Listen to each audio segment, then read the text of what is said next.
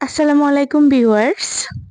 আজকে আবার চলে আসলাম নতুন একটা ব্লগ নিয়ে। আজকে আমি আমার আম্মার হাতের যে মুরগির মাংসের ভুনাটা করতে সেভাবে আজকে আসলে দেখাবো আপনাদেরকে। অবশ্যই ভিডিও লাস্ট পর্যন্ত দেখবেন। এই তো আমি মুরগটা কেটে কুটে নিয়েছি, তারপরে ধুয়ে নিয়ে নিলাম, তারপরে দিয়ে দিলাম হলুদ মরিচ আর পরিমাণ মতো লবণ। সাথে নিয়ে নিয়েছি পেঁয়াজ আর রসুন, এগুলা বাটাবাটি করব।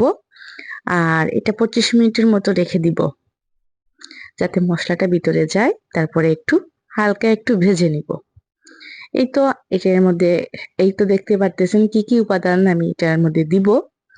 তো এই তো একটু ভালোভাবে মেরিনেট করে নিচ্ছি।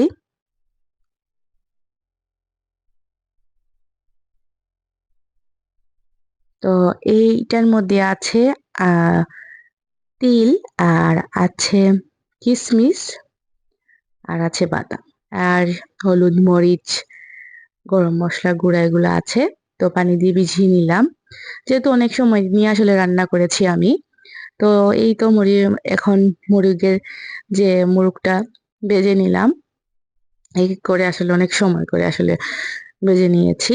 আর অনেক দিন পর আসলে আমি ভয়েসটা দিচ্ছি, যেহেতু রান্না করতেছি অনেক দিন পর। আমি আসলে সামটাইম রান্না করি। তো এই তো এখন যে যে সিক্রেট যে উপাদানটা আম্মা সবসময় দিতেন রান্না করার মধ্যে, তো এটা কিন্তু কেউ হয়তো দেয় আবার কেউ দেয় না। এটার মধ্যে আছে মরিচ, আর চিলি ফ্লেক্স এর যে মরিচটা, কাঁচা মরিচ দিব, গোলমরিচ দিয়েছি, আর জিরা আছে, আর আছে কিশমিশ, আর আছে আহ তিল, এটা দিব। এই তো এখন বাটাবাটি করে নিলাম। অনেক টেস্ট হয় আসলে এই সিক্রেট উপাদানটা দিলে। আজকে বলেই ফেললাম আপনাদেরকে কি উপাদানটা দেই আমি। সাধারণত এটা আমার আম্মা প্রায় সময় দিতেন, তো আমি প্রায় সময় ওনার রান্না ফলো করেই রান্না করি, কিন্তু সৌভাগ্য হয় নাই আমার অবশ্য যে রান্না করাটা দেখা বা ওনাকে খাওয়ানোর এই ধরনের কোনো ইয়ে হয় নাই। তবে মোটামুটি আমি ওনার মতোই রান্না করি। তো বাটাবাটি করে নিচ্ছি, তারপরে কাঁচামরিচটাও বেটে নিব। আপনারা কাঁচামরিচ পরিমাণ মতো দেওয়ার চেষ্টা করবেন। তো যেহেতু অনেক ঝাল হয়ে যায়, আমরা যেহেতু গ্রেভির মতো একটু রান্না করব, তো এই তো কাঁচামরিচটাও বেটে নিচ্ছি। তার সাথে পেঁয়াজ আর রসুন একটু বেশি করে নিয়েছি। চাইলে কিন্তু ব্লেন্ডারে করতে পারতাম, কিন্তু অনেক বেশি গ্রেভির মতো হয়ে যাবে। আমি চাচ্ছিলাম আর কি সামান্য সামান্য একটু ইয়ে থাকবে।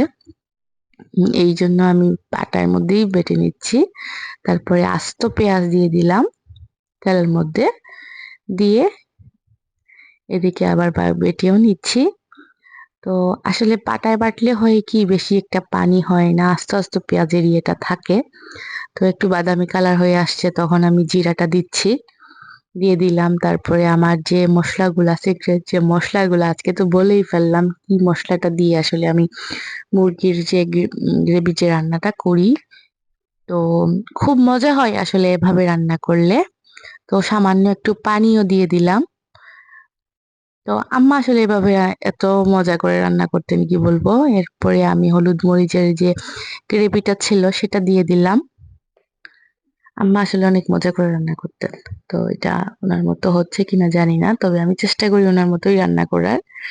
তারপরে দিয়ে দিলাম সস, টমেটো সসটা দিয়ে দিলাম। তারপরে একটু ঢাকনা দিয়ে ঢেকে দিলাম। তো এই তো আবারও ভালোভাবে নেড়ে নিচ্ছি। এত মজা হয় কি বলবো, আপনারা যদি না ট্রাই করেন বুঝতেই পারবেন না যে মুরগির মাংসের ভুনা এত মজা হয়। তো এই তো তারপরে আবারও একটু পানি দিয়ে দিব।